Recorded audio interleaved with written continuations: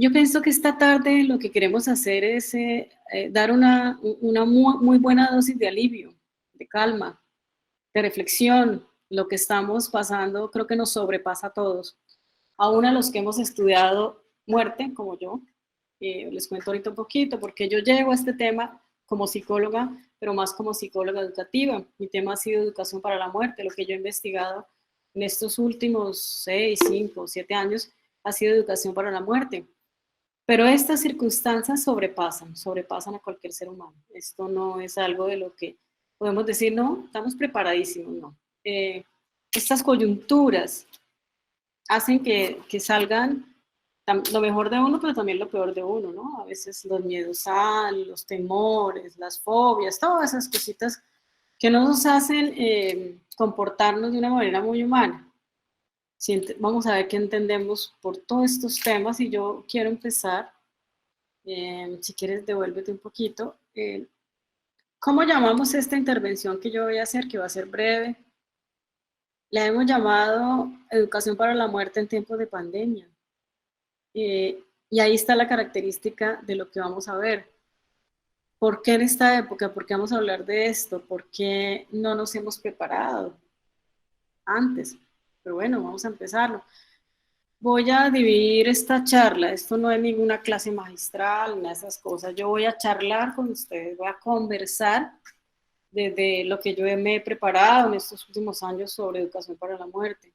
Y empiezo con una primera pregunta, una primera reflexión, un primer escenario de reflexión. Sigamos. Ayúdenme con el primero. Lo primero que vamos a hacer es, ¿a qué nos referimos cuando hablamos de una educación o una pedagogía para la muerte? Miren, ustedes vieron en mi presentación que yo soy psicóloga, pero este tema en este momento lo voy a hablar desde la educación, desde las ciencias de la educación. Esta es una mirada novedosa, les cuento, no es una mirada muy común. Digamos que en el mundo entero la educación para la muerte es una disciplina que lleva más o menos unos 15, 20 años, es joven. Yo quiero empezar por ahí. ¿Qué es lo que hablamos cuando hablamos de una pedagogía de la muerte? Digamos que la muerte es un tema que generalmente ha tenido poca presencia en el contexto educativo. A pesar de que siempre la vemos incluida en el día a día y a veces nos saturamos, ¿no?, con los medios de comunicación, como estamos viendo ahorita. Díganme ustedes si uno prende la televisión y muchos lo llenan a uno de información. Digamos, las visiones que tenemos no son muy agradables, vemos la gente muriendo en las calles. Eso es algo del que no estamos preparados. Yo creo que nunca estaremos preparados. Entonces, todo el día nos inunda desde los medios de comunicación, las películas, la literatura, todas estas otras áreas, digamos, científicas o áreas académicas abordan la muerte, pero resulta que en la educación no se ha hecho mucha presencia.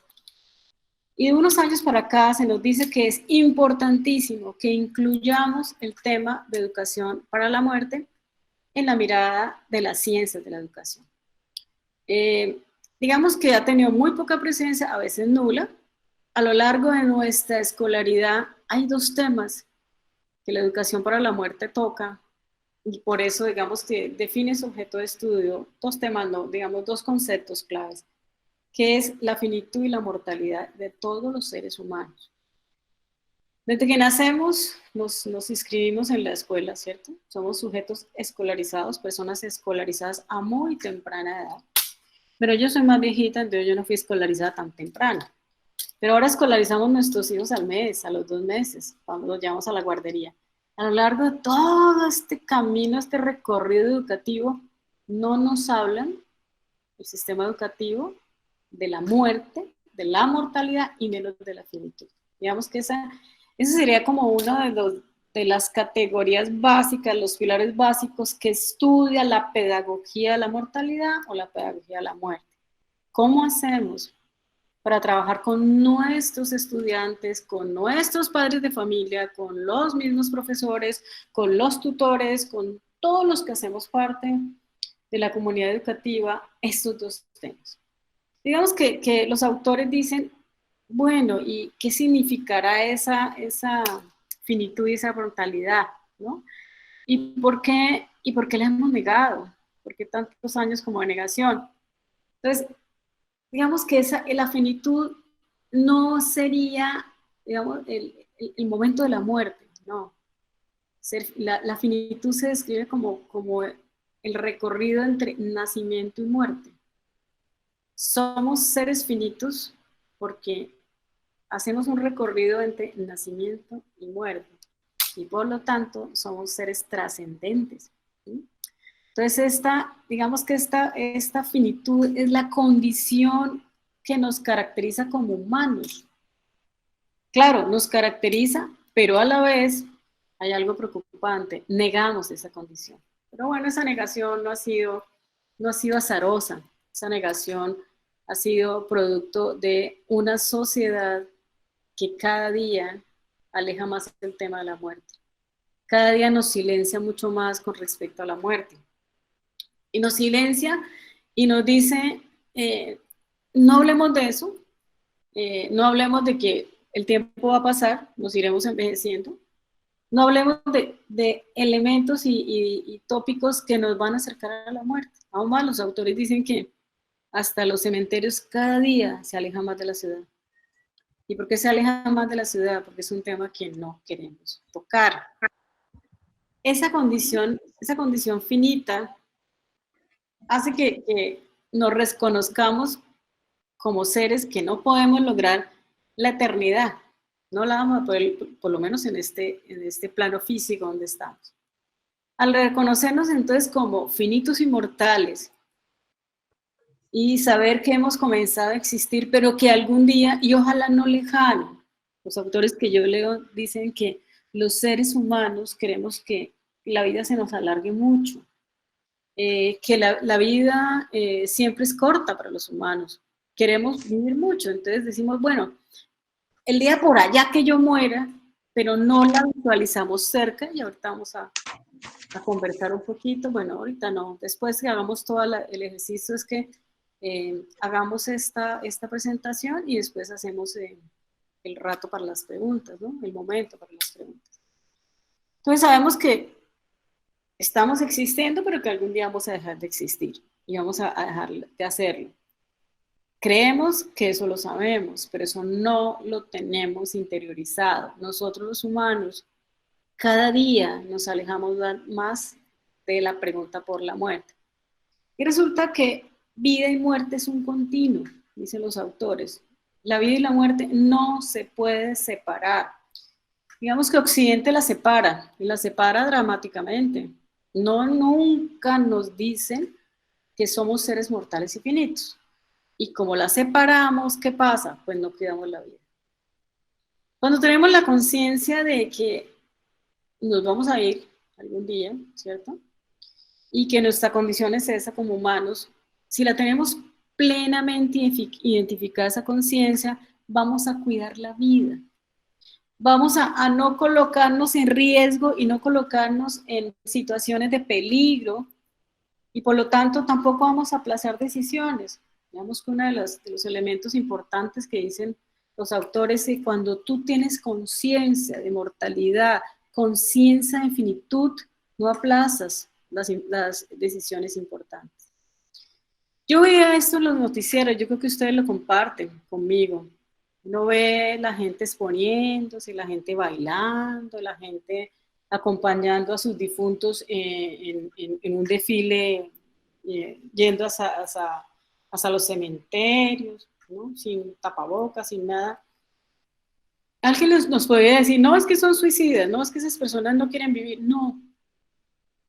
Si yo la analizo, y la vivo analizando obviamente desde lo que yo he estudiado, si la analizo desde una educación para la muerte, una pedagogía de la mortalidad, o llamémoslo así, una educación para la vida y muerte, yo diría que estas personas no han hecho conciencia de su mortalidad.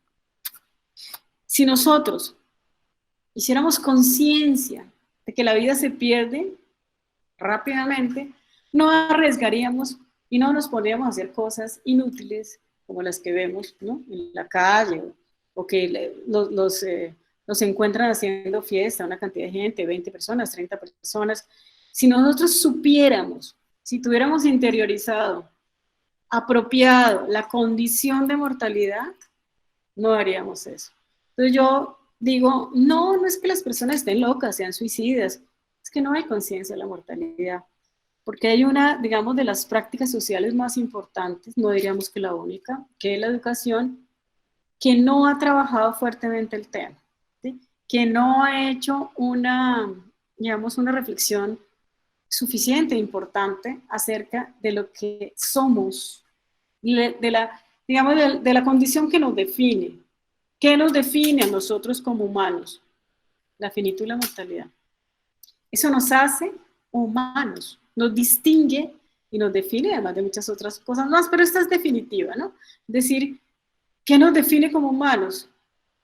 Que somos finitos, que tenemos un espacio de permanencia en este mundo y que eso se debe a la finitud, que es el transcurso entre nacimiento y muerte.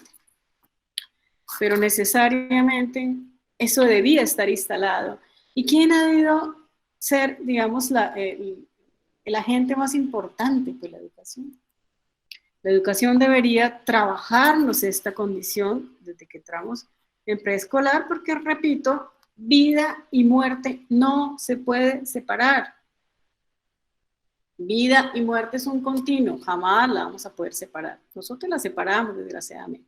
Entonces, ¿qué pretende esta pedagogía de la muerte?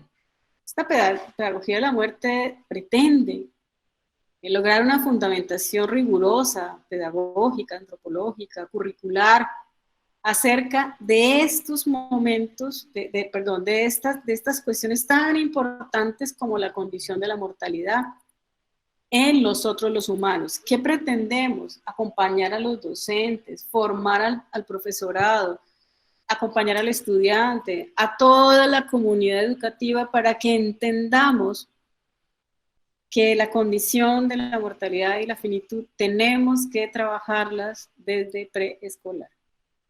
La escuela donde yo me formé, en la Universidad Autónoma de Madrid, ahí estos trabajos se vienen haciendo hace más o menos 15 años y empezaron en preescolar para trabajar con el niño todas estas nociones que son absolutamente importantes. ¿Qué pretendemos? Mire, si yo educo dentro de las condiciones esenciales de lo que somos como humanos, logramos tener un ser plenamente consciente, que no desperdicia la vida, que la cuida, que no posterga, que no se arriesga, porque sabe que la puede perder. Realmente, esto es lo que nos ha faltado y esto es lo que los autores nos dicen, vea, empecemos. Pero tristemente tenemos que empezar porque vino una pandemia a mostrarnos que nos podemos ir, porque vino un virus a decirnos que somos mortales y finitos. Yo creo que no debería ser así. También hay otro elemento importante que trabaja la educación en la pedagogía de la muerte, y son lo que llaman las muertes parciales. Las muertes parciales, que son cuando perdemos un órgano, cuando nos amputan un órgano, cuando nos divorciamos, cuando perdemos un trabajo, cuando tenemos una quiebra, ¿cierto? Tenemos una crisis financiera enorme en nuestra vida, como está pasando ahorita. Eso lo denomina la pedagogía y la educación para la muerte como muertes parciales. Es decir, la muerte no es la muerte física. Nosotros morimos cada día en muchas cosas. Por ejemplo, el paso de niño a adolescente es una muerte parcial. Digamos que se muere ese niño y nace el adolescente. Esto es lo que digamos que nos recomiendan que tenemos que trabajar dentro de lo que sería la disciplina que habla de la educación para la muerte. Bueno, espero que hasta ahí vayamos bien. Entonces digamos que esa sería la gran preocupación de la educación para la muerte. Si nosotros vemos en nuestra escolaridad, bueno, yo soy una mujer mucho más mayor, si nosotros vemos en nuestra escolaridad, esos temas casi nunca fueron trabajados. Estos temas, creo que nosotros nadie nos dijo que nos íbamos a morir algún día, que había que cuidar la vida. Eso no, por lo menos a mí no. Entonces yo pienso que ahí está el reto gigantesco, gigantesco, enorme para la educación y sobre todo en este momento de crisis. A ver, si antes no hablábamos de la muerte, ahorita se nos va a imponer el tema. Tenemos que hablarlo. No sabemos cuántas personas han perdido familiares, cuántas personas han sufrido las pérdidas de sus familiares. Eso vamos a empezar a reconocerlo. Y es un reto gigantesco que se viene para la escuela. Entonces, ¿qué pretendemos? Dotar a los estudiantes de todas esas habilidades, conceptos, competencias, si queremos, para saber comprender la posibilidad formativa que tiene la muerte, para poder normalizar el tema en la educación, hacer, digamos, una inserción curricular, que sea una política curricular, tanto preventiva como paliativa, ¿sí? Preventiva, cuando no han pasado todos estos sucesos, pero ahorita nos tocará paliativa. Digamos que hasta ahí yo recogería muy brevemente, porque esto es una disciplina que tiene ya bastantes aristas, que se viene desarrollando en muchos países europeos, pero brevemente yo me quedaría ahí. Ahora pasemos, porque se me acabará el tiempo, a el segundo aspecto que yo quiero trabajar hoy, la muerte como tabú social educativo asociado al miedo, como una imposibilidad mayor para la formación y el desarrollo humano, que vemos ahorita en este segundo tema. ¿Qué pasa con esto? Como es un tema vetado socialmente, es decir, si tú vas a hablar de muerte, la gente que te dice, ay, no, cambia el tema, hablemos de otra cosa, ¿por qué se ponen a hablar de eso?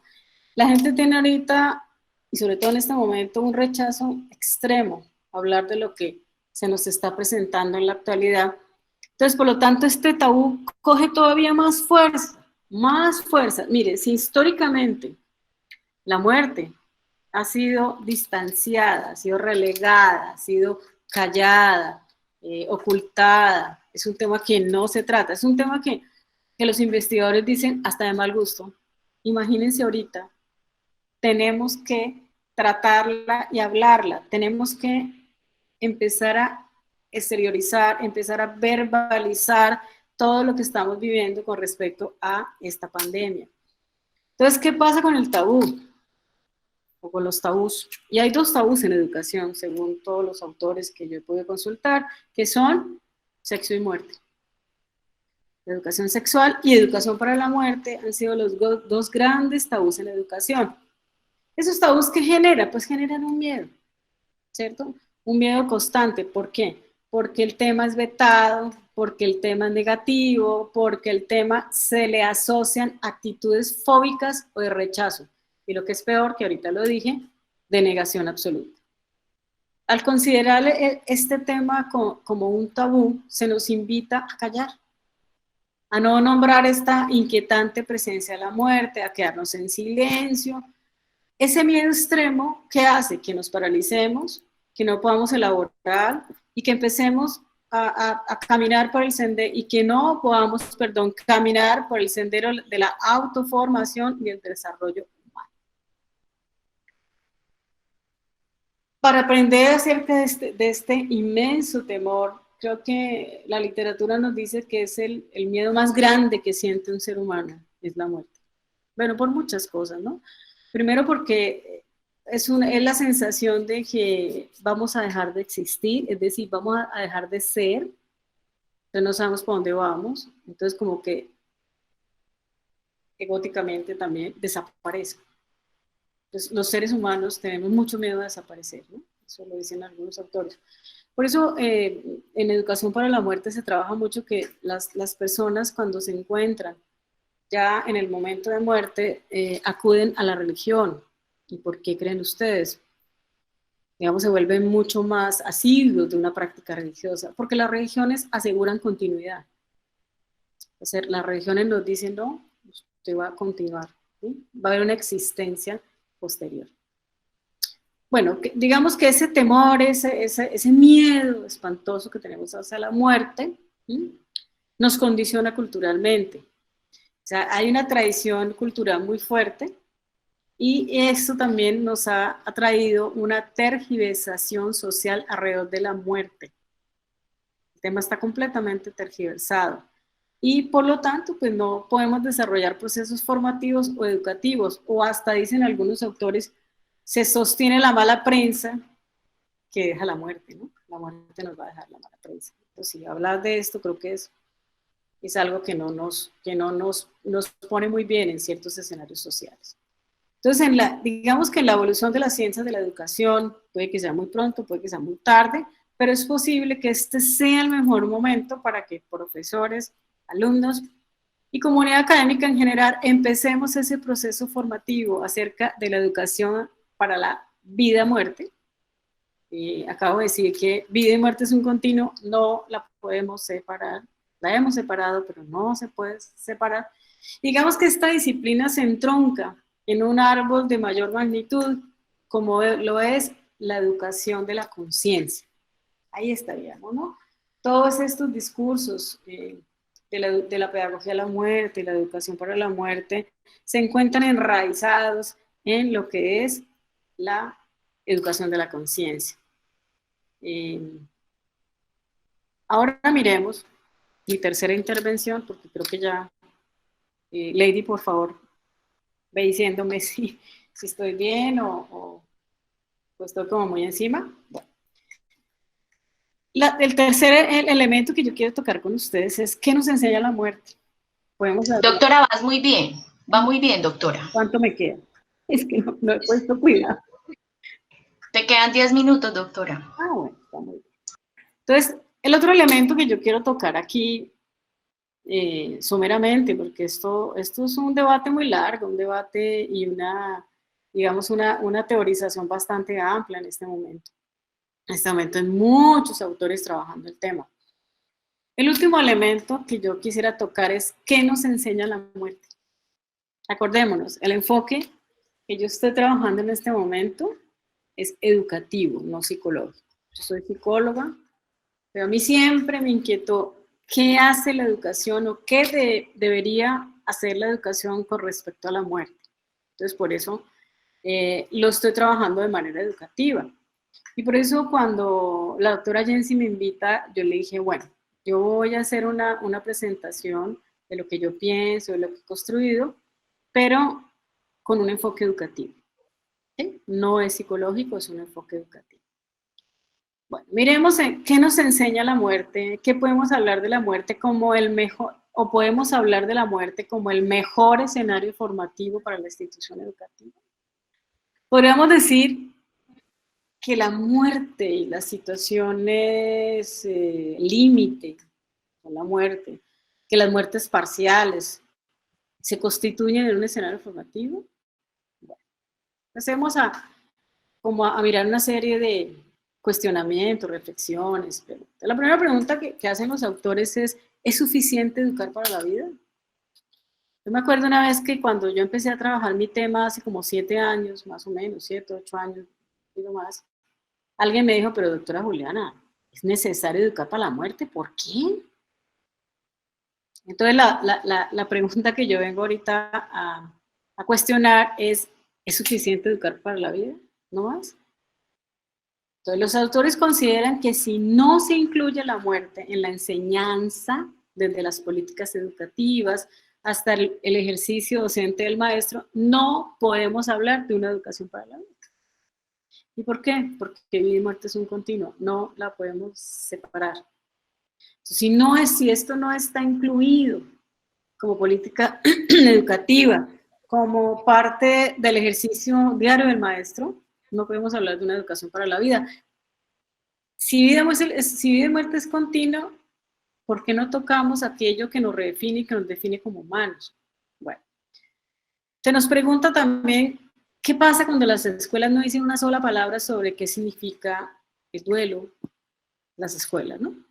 No hablo de la psicología, porque sé que en la psicología se aborda el tema. Yo hablo, ¿qué pasa cuando la institución escolar, la institución educativa superior, no habla de este tema? No se hace un solo comentario sobre la muerte que nos espera. Los autores concluyen que una enseñanza sin la inclusión de la muerte es la muerte misma de la enseñanza. ¿Por qué? Porque no abordar lo que más importa en la condición humana, digamos que descalifica mucho la práctica pedagógica. A los seres humanos nunca se les ha mencionado un método educativo para enfrentarse a la muerte. La sociedad no nos prepara, pero necesitamos tanto de educación para la vida como de educación para la muerte. La muerte no se expresa en una enseñanza planificada, es decir, pues en los estudios que yo he podido documentarme, en los currículos oficiales europeos, no hay un solo currículo de estos, en lo oficial, que incluya el contenido de la muerte como ámbito formativo.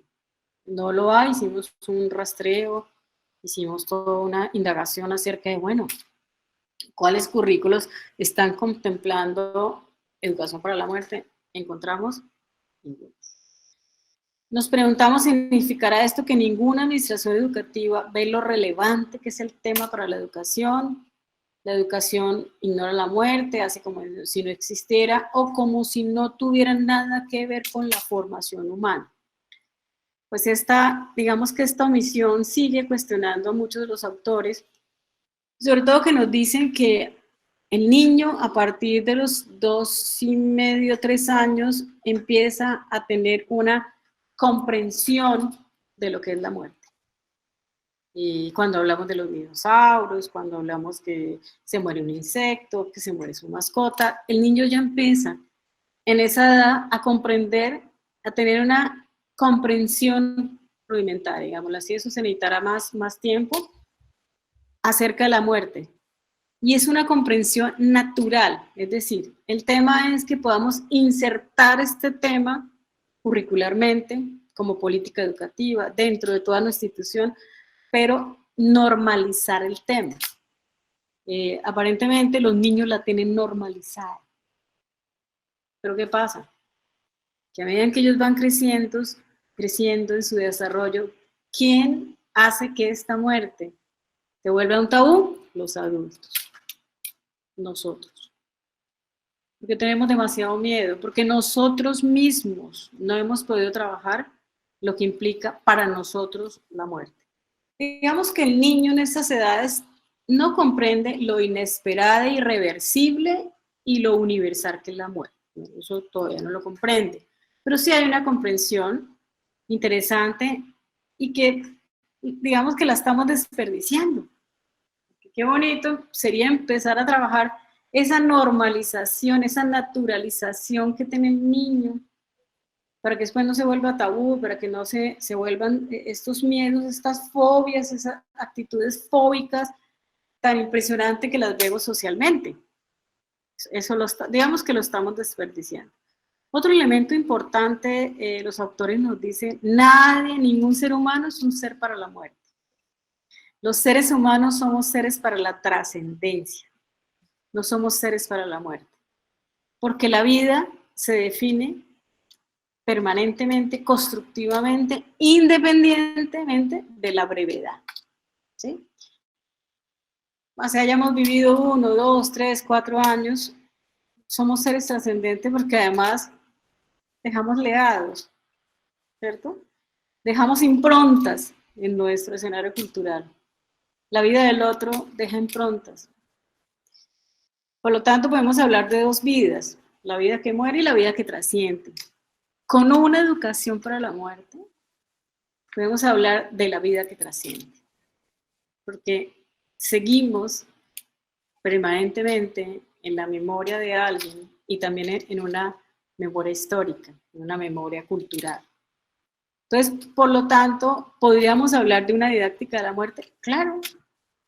Si hablamos de que la didáctica nos obliga a pensarla como las prácticas de enseñanza significadas en contextos particulares. Digamos que una práctica de enseñanza que tenga en cuenta la mortalidad nos ayudaría mucho para poder orientar esa formación, digamos, tener esa noción de completud, digamos, que esa vida que estamos ayudando a orientar pueda ser mucho más completa. Y otro elemento importante cuando la incluimos en la didáctica es que enseñamos a través de estas prácticas que tenemos que aprender a vivir con las ausencias, ¿sí? Con el recuerdo de los seres queridos, ¿sí? De los que se van, dentro del agradecimiento y la plenitud. Con las vivencias nuevas que nos deja la pérdida, cuando no hemos perdido a un ser humano, nunca un ser humano ha llegado, esa pérdida nos deja una cantidad de situaciones, vivencias, que si las educamos, ¿cierto?, serían mucho mejores para nosotros, nos haríamos mucho más, digamos, más humanos, tenderíamos a tener una mejor comprensión, formación y todo lo que hemos hablado en este momento. Y la educación está, obviamente, perdiendo esta oportunidad. Creo que ya voy terminando, ¿cierto? Otro elemento importante es que Sí, señora. Bueno, ya voy a cerrar con esto. El presente nuestro se compone de aquellos que murieron. Cuando dedicamos para la muerte, tenemos que una especie de un deber de memoria, un deber de respeto histórico que nos lleva a reconocer a quiénes o por quiénes podemos disfrutar lo que disfrutamos y lo que tenemos en este momento. Muchas personas que murieron peleando derechos, peleando deberes, una cantidad de cosas importantes para la sociedad, tenemos que recordarlas. Y si educamos en esa conciencia de ese respeto histórico, entraríamos a lo que se llama un duelo evolutivo, ¿sí?, que generaría unos sentimientos de gratitud, comprensión, admiración o llamaríamos una autoconciencia histórica. Finalmente, termino con que hay unos métodos para que los profesores, los educadores, los padres de familia, porque no he nombrado los padres de familia, pero por supuesto que todo esto aplica para nosotros los papás. Se llaman métodos evasivos o deslocalizadores, son aquellos que propician una relegación o postergación del tema, como que no queremos hablar. Hay otros métodos que se llaman aquí tergiversadores o inventados, cuando yo invento cosas con respecto a la muerte, y por lo tanto no educo. Y el último método que digamos que recomendamos sería el método basado en el conocimiento y la conciencia. En estos métodos, ¿qué es lo que se dice? Escuchemos lo que el otro dice con respecto a las pérdidas. No vamos a imponer creencias, no vamos a imponer estilos, duelos, no.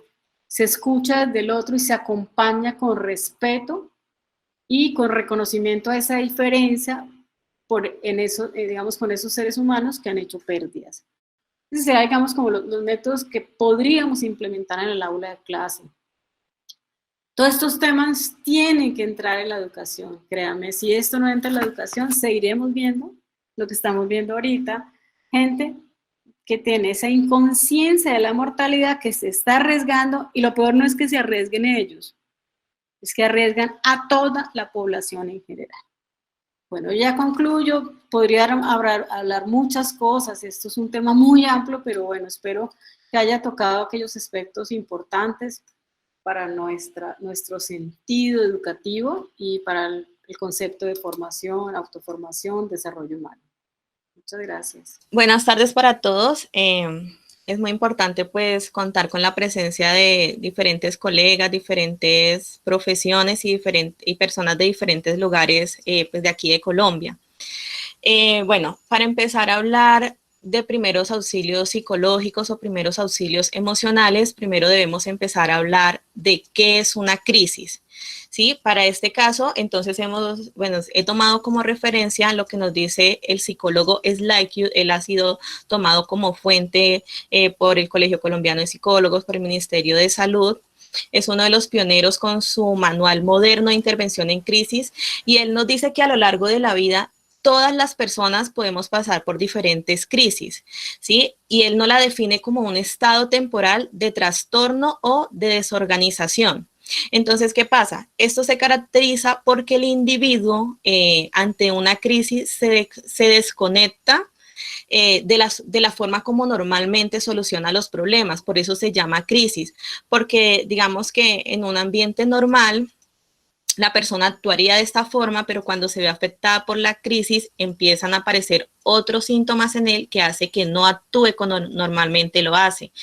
La Organización Mundial de la Salud también nos señala que depende de cada individuo la forma como él percibe, como él interpreta, como él afronta y como él le da un significado a cada una de esas crisis. No todos manejamos las mismas estrategias de afrontamiento, no todos tenemos la misma red de apoyo o incluso no todos tenemos la misma capacidad de resiliencia. Por eso muchas veces ante un desastre, ante alguna dificultad, pues vemos que no todas las personas lo perciben de la misma manera. En esos tiempos de pandemia, digamos que algo que está haciendo que esas crisis se aumenten es la incertidumbre. ¿Por qué? Porque todos estamos bajo la misma incertidumbre, tanto como lo que tiene que ver con el aislamiento preventivo, como con lo que tiene que ver en general con el virus, ¿sí? Ninguno sabemos qué va a pasar mañana, ninguno sabemos si nos van a decir ya aumentaron más casos, empezaron a disminuir. Entonces, esa incertidumbre por la que todos estamos pasando es lo que hace que de alguna forma en este tiempo, digamos, que empiecen a aparecer mayor número de crisis en las personas. Digamos que cuando una crisis inicia es porque de alguna forma hay una situación neurológica que hace que se desvíe nuestro sistema límbico. Para los que de pronto no son de la parte pues, de la salud, el sistema límbico es el que nos hace que, digamos, manifestemos diferentes tipos de emociones. Él es el que regula las emociones. Entonces, en las crisis tenemos como esa desviación del sistema límbico y lo que hace es que las personas no tengan una respuesta organizada, una respuesta planeada como normalmente lo harían en un momento que no estemos en crisis. Es decir, hay una dificultad a nivel de las funciones ejecutivas, que son precisamente eso, las que nos permiten organizarnos para antes de poder dar una respuesta.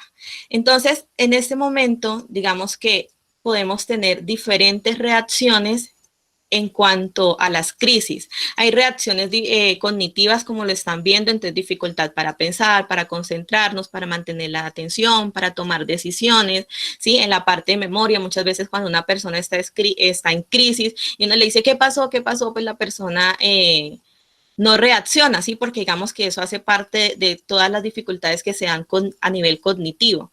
Hay respuestas a nivel o reacciones a nivel emocional como angustia, tristeza, rabia, ¿sí? Por ejemplo, ante una mala noticia como la muerte de un ser querido, no todos los miembros de la familia reaccionan de la misma manera, ¿sí? Cada uno, digamos que en cada uno aparece una emoción diferente. Hay quienes se da, por ejemplo, sencillamente un planeamiento y como que ni tristeza ni nada, o sea, se quedan como quietos. Entonces son formas diferentes que tenemos para reaccionar. Y a nivel conductual, pues hay quienes son agresivos, está la impulsividad, está el llanto, la negación, la evitación. Entonces todas estas son las reacciones que podemos presentar en una crisis. En estos días, por el COVID-19, por la pandemia, ¿cuáles son los tipos de relaciones, por ejemplo, que aparecen? Entonces se puede dar todo lo relacionado con ansiedad, ¿sí? Por, digamos, episodios o pensamientos recurrentes de pánico por lo que está sucediendo.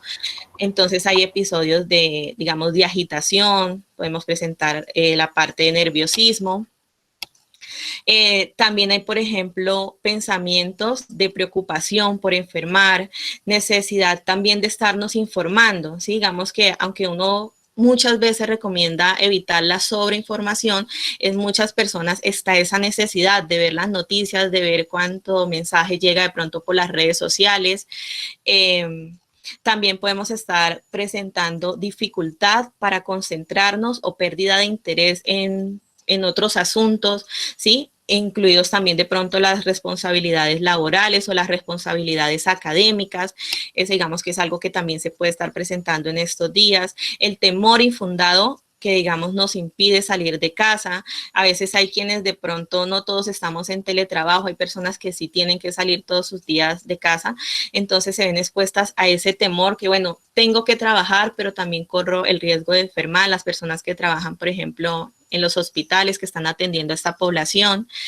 Y empezamos a presentar de pronto también estados de alerta a nivel corporal por enfermar, ¿no? Entonces, por ejemplo, que cualquier tos, cualquier fiebre, entonces de una vez ya empezamos a asociarlas con el temor a enfermar, o por ejemplo, la sensación de aumento también del ritmo cardíaco, de la respiración, la hiperventilación, que en algún momento empezamos a experimentar todas esas emociones. Y lo que también es muy común por estos días, entonces presentamos dificultades o tenemos problemas para alcanzar un sueño reparador, ¿sí? Y esto se habla, por ejemplo, dificultades para conciliar el sueño o para mantenerse, digamos, que en el sueño, o sea, nos despertamos constantemente. Entonces, ahora sí dando paso a lo que son los primeros auxilios psicológicos, teniendo en cuenta este mismo autor, el psicólogo Slackius, podemos darnos cuenta que los primeros auxilios psicológicos han sido catalogados como una intervención de primera instancia ante una crisis, ¿sí? No son procesos terapéuticos, digamos que esto es muy importante aclararlo. Es una intervención de primera instancia. Si quieres, Diana, ¿me cambias la diapositiva? Como son una intervención de primera instancia, cualquier persona, y por eso digamos que estos talleres se dejan pues al público, cualquier persona puede aplicarlo sin importar su profesión u oficio. Y de hecho cualquier persona debería estar preparada para enfrentar una situación en crisis, ¿sí? Y dar por lo menos esa primera ayuda en primera instancia, ya que digamos que una crisis se puede presentar en un centro comercial, en una iglesia, en las propias universidades, colegios, ¿sí? Digamos que donde la persona se encuentre al momento de recibir una mala noticia o de pronto cómo reacciona ante una catástrofe, ¿sí? Entonces de pronto si yo soy de las personas que manejo un poco mejor mis emociones y no me afecta tanto en ese momento, pues puedo empezar a brindar esos primeros auxilios emocionales o psicológicos. Ya digamos que la segunda instancia que tienen las intervenciones en crisis, pues es brindar un proceso psicoterapéutico, ¿sí? Es decir, ayudar a esas personas después de haber evidenciado ese proceso o ese evento traumático, pues de alguna forma a volver pues a tener ese equilibrio, a encontrar esa estabilidad emocional. Pero esto digamos que ya está a cargo de personas profesionales en el área de la salud, como lo son psicólogos, como lo son orientadores, ¿sí? Y digamos que ya no se hacen en el lugar de los hechos, porque eso digamos ocurre con los primeros auxilios psicológicos, se hacen, como les decía, en esos espacios, en cualquiera de esos espacios, sino que ya la intervención en segunda instancia sí tiene que hacerse en un espacio formal, como lo es un consultorio. Entonces, resumiendo, pues los primeros auxilios psicológicos tenemos que tener claro, son intervenciones de primera instancia, son intervenciones inmediatas, de corta duración, ¿sí? Pueden ser minutos, horas, son de corta duración, las puede brindar cualquier persona que conozca como mínimo los pasos, ¿sí? Que se sienta en la capacidad de brindarlos, porque el hecho de conocer los pasos y si no nos conocemos a nosotros mismos de cómo reaccionamos ante una situación, pues no sabemos si estamos preparados para brindar esos primeros auxilios psicológicos. Y también es muy importante que la persona esté dispuesta a proporcionar ese apoyo, ¿sí? Ese apoyo. Es importante, como les digo, que se proporcionan en el mismo lugar de los hechos y tener en cuenta algo muy importante, que es que los primeros auxilios lo que buscan especialmente es reducir el peligro de muerte, ¿sí? Y ayudar a las personas a buscar los recursos de ayuda. Entonces, como lo vemos aquí en la presentación, los primeros auxilios psicológicos tienen esos tres objetivos. El primero, proporcionar apoyo. ¿Qué es eso? Facilitarle a la persona que se sienta escuchada, facilitarle a la persona que se sienta comprendida, ¿sí? Que exprese los sentimientos, lo que está sintiendo, que saque sus emociones, que en este caso son emociones negativas como miedo, tristeza. Entonces, es ser esa persona ahí, que está ahí pendiente para que esa persona se sienta escuchada en ese momento. Muchas veces de pronto en un centro comercial vemos que una persona está llorando, no sabemos qué le pasó, uno sencillamente de pronto mira y piensa, ¿no? ¿Qué le estará pasando a esa persona? Pero no nos acercamos a saber de pronto si la podemos ayudar. A veces de pronto una persona sola llorando, uno con que una persona le diga, está bien, necesita algo, ya digamos que eso le ayuda de alguna forma a sentir un alivio a esa persona y a animarse a expresar. Sí, un trabajador social, como les decía, cualquier profesional, cualquier persona en determinado oficio. Por ejemplo, una señora me llamó a preguntarme, ella es estilista, si podía asistir al taller. Claro que sí, o sea, cualquier persona que tenga la voluntad y el interés de prepararse puede en algún momento brindar esos primeros auxilios. Reducir la mortalidad. Entonces, en el caso de que la crisis, ya esto digamos que hablamos de crisis muy fuertes, puedan generar situaciones violentas como que la persona se pueda agredir a sí misma o si está acompañada y pueda agredir a otra persona, entonces debemos actuar para reducir esa mortalidad, para evitarlo. Sí, entonces ahí debemos que de una activar la red de apoyo, entonces si es de pronto la familia, la pareja, o si ya es de pronto algo que ya es muy riesgoso, entonces empezar a comunicarnos con ambulancia, con policía, ¿sí? Con un ingreso de pronto a un centro hospitalario. Y el último objetivo es proporcionar el enlace con las fuentes de asistencias. Como les decía, ustedes pueden ser ese apoyo, pero no van a hacer el proceso terapéutico, ¿sí? Nosotros le vamos a dar más adelante como unas técnicas, pero ustedes no hacen proceso terapéutico. El fin es estabilizar a la persona. Entonces, ayudarla a buscar esos recursos de ayuda, ¿sí? Proporcionarle información, brindarle de pronto si tenemos algún dato, algún contacto con quien se pueda comunicar para que esa persona sepa qué hacer y cómo hacerlo. Entonces, los primeros auxilios psicológicos tienen unos principios. ¿Cuáles son esos principios? La escucha responsable. Quienes nos animemos a brindar primeros auxilios psicológicos, tenemos que tener una escucha responsable porque muchas veces la persona lo que quiere es eso, ser escuchada, ¿sí? Ella busca de alguna forma desahogarse. En el caso, por ejemplo, de nosotros, los psicólogos que brindamos primeros auxilios psicológicos, yo manejo la línea de la universidad del programa Conéctate con la Vida. A veces no sabemos, por ejemplo, yo no tengo contacto directo con todos los estudiantes, entonces inicialmente puede que no sea un estudiante que haya acudido a mi acompañamiento. A veces digamos que la línea es utilizada por personas externas, ¿sí? Entonces, digamos que en la escucha está esa responsabilidad y resulta que en el caso de ustedes, pues si los llaman, a menos que de pronto sea en la calle, en este momento si alguien los llamara, pues sería de pronto un amigo, un familiar, entonces ya de pronto ustedes tienen esa confianza con esa persona. Transmitir aceptación, entonces es reconocer lo que la persona está sintiendo, ¿sí? Aceptar que esa es la realidad en ese momento de esa persona, no es la realidad nuestra, es la de esa persona, lo que ella está sintiendo, como lo esté sintiendo. Entonces tenemos que transmitir esa aceptación, pero tenemos que tener cuidado porque no podemos llegar a empobrecer a esa persona emocionalmente. La atmósfera de confianza y empatía, digamos que en el caso de ustedes, donde se lo brinden a una persona cercana, ya existe esa atmósfera de confianza y empatía. En el caso de nosotros, cuando no conocemos a la persona, nos toca adquirir ese ambiente o esa atmósfera de confianza y empatía para poder pues brindar adecuadamente estos primeros auxilios.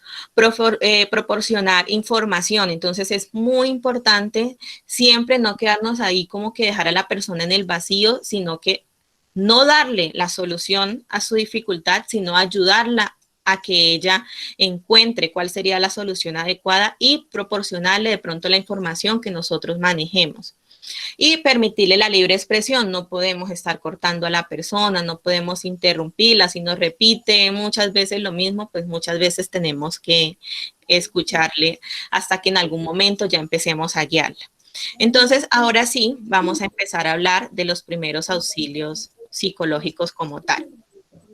Entonces, el primer paso, y que yo considero el paso más importante, es realizar el contacto psicológico. ¿Qué es eso? Como les venía diciendo, es ese momento en el que vamos a escuchar totalmente a la persona, con toda la carga afectiva, emocional, conductual que esa crisis que ella esté presentando conlleve, ¿sí? Lo mismo vamos a empezar pues a escuchar sus sentimientos, sus emociones, y lo vamos a hacer sin juicio y sin reclamo, ¿sí? O sea, simplemente vamos a escuchar. Pero al tiempo tenemos que ir como utilizando de forma paralela frases de conexión y de empatía para que esta persona pues sienta que lo estamos escuchando. Por ejemplo, a veces puede estar una persona con llanto, la persona puede estar llorando. En estos casos, cuando digamos la persona nos llama llorando o si la vemos en ese momento llorando, pues es difícil a veces hasta entenderlo lo que la persona está diciendo. Entonces ahí es muy importante resaltar que digamos, estamos muy interesados en apoyarlo, que lo que le está sucediendo es muy importante para nosotros y que por favor nos ayude a entenderle lo que ella nos quiere contar. Entonces, digamos que como la persona entiende que estamos interesados, empieza de una vez a ir disminuyendo ese llanto, ¿sí? Digamos que este contacto psicológico de pronto no aplica en estos momentos de aislamiento preventivo, pero no se hace solamente mediante la parte de comunicación verbal, ¿sí? Funciona muchísimo cuando lo vamos a brindar de forma presencial, el contacto físico no verbal, es decir, cuando de pronto le brindamos la mano a la persona, ¿sí? Si de pronto está en el suelo, cuando de pronto nos acercamos y le tocamos el hombro, la cabeza, y si es alguien ya pues muy cercano, le damos un abrazo. Pero resulta que, bueno, también cuando la miramos directamente a los ojos, pero entonces en estos momentos, por el aislamiento preventivo, el único medio que tenemos para brindar este primer contacto, digamos que sería la voz, ¿sí? Porque lo que la persona, digamos que en una crisis no nos va a hacer una videollamada, ¿sí? De pronto puede que alguien lo haga, pero lo que más puede hacer la persona es tomar el teléfono y llamarnos. Entonces, en este momento solo tendríamos la voz para brindar ese contacto psicológico, ese primer paso de los primeros auxilios emocionales. Entonces, tenemos que saber cómo vamos a manejar la voz, qué es lo que le vamos a decir a las personas. Muchas veces no es lo que decimos, sino cómo lo decimos. Entonces, tenemos que tener digamos que mucho cuidado con esa forma de cómo le vamos a hablar a la persona, ¿sí? Entonces, digamos que acá hay como unos ejemplos de qué podríamos hacer en este primer paso. Bueno, entonces, ¿qué hay que hacer? ¿Sí? El uso adecuado del cuerpo y de la voz. Entonces, por ejemplo, es muy recomendable cuando estamos en la parte presencial que si la persona está en el suelo, pues nosotros nos arrodillemos para poder estar, digamos, más al nivel de la persona. Cuando nosotros estamos en este primer paso, es muy importante permitirle hablar, ¿sí? Permitirle hablar a la persona y saber escuchar. Podemos preguntar qué necesita, ¿sí? Digamos que esta es una palabra clave para que la persona se dé cuenta que nos interesa ayudarla en ese momento. Y lo más importante, pues, es la empatía, ¿no? Ponerse en los zapatos del otro. ¿Cómo estaríamos nosotros ante una situación como la que está presentando esa persona? ¿Qué no debemos hacer? Lo que no debemos hacer es decir que todo va a estar bien, ¿sí? Porque digamos que en ese momento, pues, la persona sabe que no va a estar bien, entonces nosotros le decimos, sí, todo va a estar bien, que es muy común que de pronto utilicemos esa frase, no es recomendable. Dudar de lo que la persona está sintiendo, como decimos a veces, no, pues es que está exagerando de pronto. No, cada quien tiene sus formas de afrontamiento y si para esa persona siente en ese momento que con eso que sucedió se le va su vida, es lo que ella está sintiendo en ese momento, por lo que nos hablaba también la doctora Juliana. Entonces muchas veces no estamos preparados para algunas cosas y sobre todo esa parte de dolor, esas cosas negativas, pues hacen que las personas tengan ese desequilibrio emocional. Impedir que la persona se exprese, no debemos cortar a las personas, no debemos interrumpirlas, ¿sí? Debemos aprovechar de pronto espacios de silencio que tenga la persona para nosotros de pronto pues decirle algo, pero sin interrumpirla. Y como les decía anteriormente, no debemos empobrecerla emocionalmente, ¿sí? Ay, pobrecito, yo sé que lo que te está pasando es muy duro, no. Siempre digamos que buscamos es estabilizar a la persona. El segundo paso es examinar las dimensiones del problema. ¿Esto qué quiere decir? que vamos a hacer una evaluación, ¿sí? No es una evaluación hoja y papel, no, vamos a examinar, dependiendo de lo que la persona nos ha manifestado, vamos a tener en cuenta 3 aspectos, ¿sí? Como 3 áreas. Entonces, el pasado inmediato, lo que sucedió, el presente, todas las emociones, lo que la persona está sintiendo, y el futuro inmediato. ¿Esto qué quiere decir? Cuando una persona, digamos que está en una crisis, hay unos acontecimientos, unos sucesos que hicieron que se desatara esa crisis, ¿sí? Entonces, nosotros tenemos que empezar a hacerle preguntas a esa persona sin que se nos convierta en un interrogatorio, ¿sí? Hay que tener en cuenta esto para poder identificar en ese momento cuáles son los conflictos, las dificultades que necesitan manejarse de manera inmediata por las que está pasando esa persona y cuáles podemos dejar para después. Entonces, ¿qué podemos preguntar en ese momento? ¿Qué pasó? ¿Sí? ¿Cómo ocurrió? ¿Qué es lo que a usted más le preocupa en este momento? ¿Cómo se siente? ¿Sí? Y en ese momento también podemos aplicar una técnica de respiración sencilla. Entonces, como, bueno, vas a tomar aire por la nariz, vas a expulsar por la boca. Ahí podemos aplicar esas pequeñas técnicas. Como les digo, no somos terapeutas, no vamos a intervenir, pero sí para poder que la persona se estabilice un poquito podemos aplicar esas técnicas.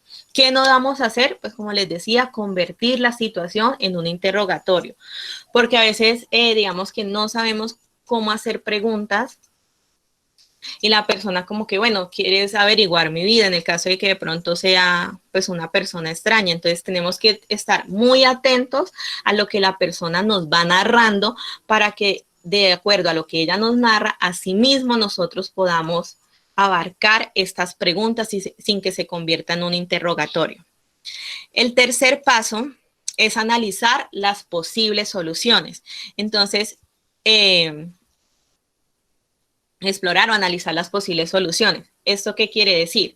Cuando ya las hemos clasificado como cuáles son las de forma inmediata y cuáles son las que podemos dejar para después, entonces lo que vamos a preguntar o a indagar es qué ha intentado la persona. Entonces la persona me dice, no, ya intenté respirar, ya intenté acostarme, ya intenté tomar agua. O sea, ¿qué alternativas ya ha intentado la persona que no le han funcionado para que nosotros podamos generarle algunas alternativas? Si la persona dice, no, no he intentado nada, entonces podemos decirle, bueno, intenta respirar, ¿sí? Para lograr esa estabilidad emocional. Y ya, entonces podemos añadir, pues de pronto unas alternativas ya más estructuradas. Entonces, son esas preguntas, ¿no? ¿Qué has hecho al respecto? ¿Qué se te ocurre que podamos hacer? Y como último recurso, o sea, la idea es que siempre sea la persona quien encuentre la solución, ¿sí? Nosotros tratamos es estabilizarla, porque como decimos al inicio, que hay una desconexión de esa capacidad de sus funciones ejecutivas, de esa capacidad de planificación, de organización, en el momento de la crisis como tal, después de haber realizado muy bien ese paso 1, ya la persona va a estar un poco calmada, ya la persona va a empezar a recuperar ese equilibrio y la persona ya va a empezar a tomar un poco mejor las decisiones. Si digamos es una persona que está extremadamente afectada, que por sí no puede tomar decisiones, entonces ahí sí es donde nosotros empezamos como a sugerir y si intentas hacer esto, y ahí es donde también podemos sugerir algunas de las técnicas de afrontamiento que les voy a mostrar más adelante. ¿Qué no hacer? Decir que lo que intentó hacer estaba mal, ¿sí? Regañar a la persona, por ejemplo, es muy dado en los padres de familia, ¿sí? Entonces que, pues, como está el nivel de confianza, pues, extremo porque son sus hijos, entonces pasan de pronto a regañar, ¿sí? Digamos que a veces es muy difícil ponernos en los zapatos de pronto por las creencias que nosotros tenemos sobre la parte de educación, sobre la forma de afrontar ciertas dificultades. Hay que tener en cuenta que la generación de ahora, bueno, yo no soy tan mayor, somos más débiles emocionalmente, digamos que, como lo dicen algunos autores, nos ha faltado crear ese callo emocional que nos permite, digamos que, afrontar ciertas situaciones con mayor resiliencia, con mayor equilibrio. Entonces es importante, digamos, no llegar a regañar a la persona, ¿sí? No dar las soluciones a menos que ya sea la última instancia y no prometer lo que no se puede cumplir. Sí, porque a veces digamos que uno en el afán empieza, dependiendo también de lo que le dice la persona, empieza uno como a prometer cosas ahí en ese mismo momento y no hay que prometer lo que no vamos a poder cumplir. El siguiente paso es asistir a la ejecución de una acción concreta. ¿Esto qué quiere decir? Vamos a ayudar a que la persona ya empiece a manejar su crisis y afrontarla, ¿sí? Entonces, lo que siempre tenemos que tener en cuenta en este paso es que es la persona, ella misma es quien tiene que ser capaz de buscar su solución, ¿sí? De decir, no, sí, yo ya sé que lo que tengo que hacer es esto, o sea, que la persona llegue a ese paso. Cuando la circunstancia, la crisis ha deteriorado severamente pues esa capacidad de la persona para actuar, entonces ahí nosotros entraríamos con una actitud directiva, ¿sí? Entonces, en este paso tenemos que tener en cuenta dos cosas. Nosotros, dependiendo de la situación, tomamos o una actitud facilitadora o una actitud directiva. Entonces, facilitadora, ¿qué vas a hacer ahora? ¿Sí? ¿Qué te parece que el día de mañana hagas tal cosa? ¿Sí? A veces digamos que uno hace como una especie de contratos en el paso anterior y entonces cuando la persona empieza a reflexionar, entonces la persona dice, no, es que ya varias veces me he enfrentado a situaciones como estas, yo creo que ya debo acudir de pronto a un psicólogo. Entonces en este punto es donde nosotros, bueno, tú has dicho que has pensado en acudir a un psicólogo, entonces vamos a recordarle como, bueno, vas a buscar la ayuda de un profesional, ¿sí? O en el caso de que, digamos, sea una persona que nos llama y está en su casa, pero no quiere que sus padres se enteren. Entonces, la idea es llegar a que esa persona busque ese apoyo con esas personas de la casa, con su familia. Entonces, bueno, ¿con quién quieres hablar? Bueno, le voy a hablar a mi mamá, le voy a hablar a mi pareja de esto que me acaba de suceder. Y cuando ya es una actitud directiva, entonces ahí sí digamos que buscamos la forma de conectarla pues con un centro de intervención en crisis, con un profesional. Entonces acá juega un papel muy importante las líneas de atención, ¿sí? La línea que nosotros tenemos. La Universidad Surcolombiana ha sacado un programa de escucha también, ¿sí? Con un grupo de psicólogos voluntarios, entonces también están esas líneas de atención.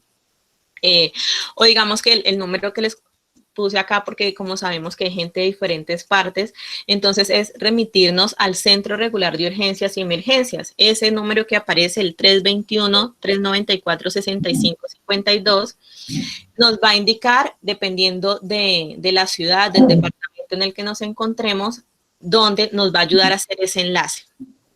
Y el último paso es hacer el seguimiento. ¿Sí? Digamos que como en los primeros auxilios logramos estabilizar a esa persona, de alguna forma adquirimos esa confianza, esa empatía, entonces es muy importante hacer el seguimiento, hacerle saber a la persona que no nos importó en ese momento de crisis, sino que realmente esa situación fue importante para nosotros. Entonces, para eso es importante, digamos, concretar un horario. Bueno, ¿a qué horas me puedes llamar o a qué horas te puedo llamar?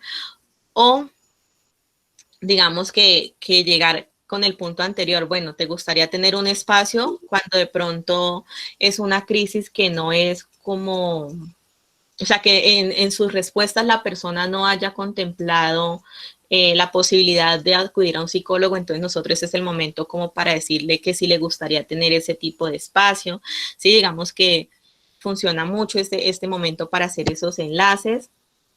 O a veces cuando manejamos los números, también en el seguimiento se lo podemos proporcionar.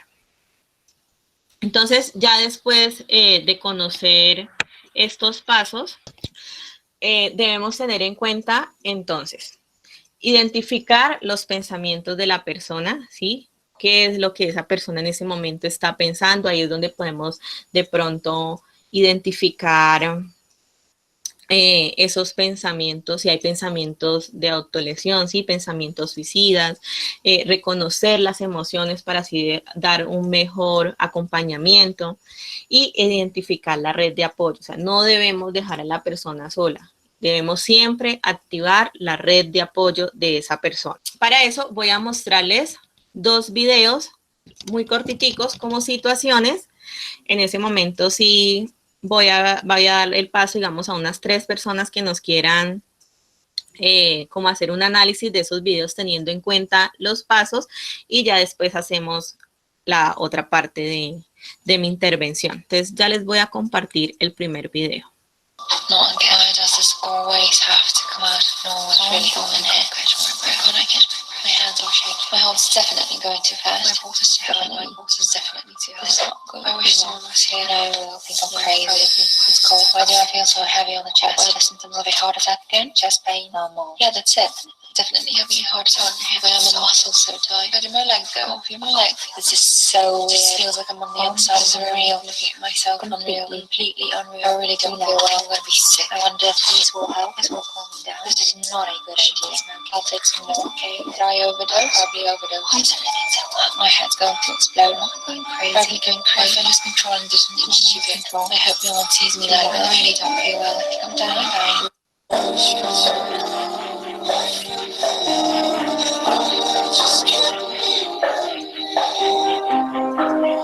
Maybe I'm just tired of never.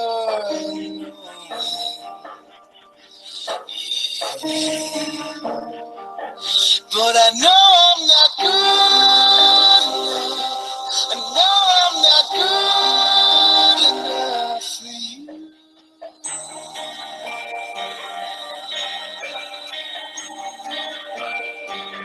Yeah, I know I'm not good. Entonces, ante estos 2 casos, ¿sí? Mientras nos van mostrando, es muy importante, como le decían los compañeros, la escucha y como los vimos en los pasos, ¿sí? Entonces, siempre la escucha activa y paciente. Si esta chica que nos mostró toda esta sintomatología tuvo su lugar para tomar el teléfono y llamarnos, es porque de alguna forma está buscando nuestro apoyo, ¿sí? Entonces, tenemos que escucharla, no presionarla a hablar, ¿sí? Evaluar, como decíamos, las necesidades, las preocupaciones, qué es lo que está pasando porque llegó hasta ese punto de estar manifestando todas esas sensaciones que ella decía, digamos, reacciones fisiológicas también que estaba presentando, porque lo que siempre buscamos es en la medida tratar de proteger que la persona realice otros daños. Entonces, como vemos, o sea, ahí tenemos que tener en cuenta que ella pensaba, la siguiente, Diana, que ella pensaba en por ejemplo, las pastillas, o sea, todas esas son cosas que a esa persona se le estaban ocurriendo en ese momento, ¿sí? Por lo que ella decía, ella lo manifiesta, o sea, me voy a morir. Entonces es muy importante que si la persona nos busca ayuda en ese momento, entonces nosotros también en la medida de lo posible, por ejemplo, si ella nos dice, no, es que tenía un tarro de pastas en mi mano, entonces, ¿cómo nosotros vamos a ayudar a esa persona a que busque ese apoyo, ¿sí? Porque es importante en estos procesos que llegue la persona a buscar ese apoyo. Entonces pasamos a la última, Diana, la de las técnicas, que ya digamos que me estoy pasando de tiempo.